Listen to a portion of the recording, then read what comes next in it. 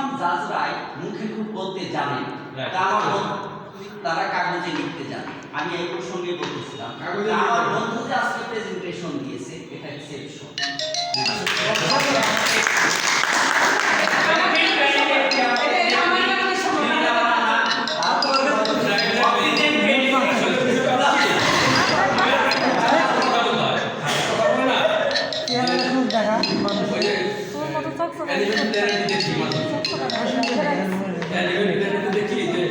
একটা গরু বসে রয়েছে, ওই ছাগলকে দুধ ধরতেছে, কিছুই বলে না, খালি দুধ আর কিছুই বলে না।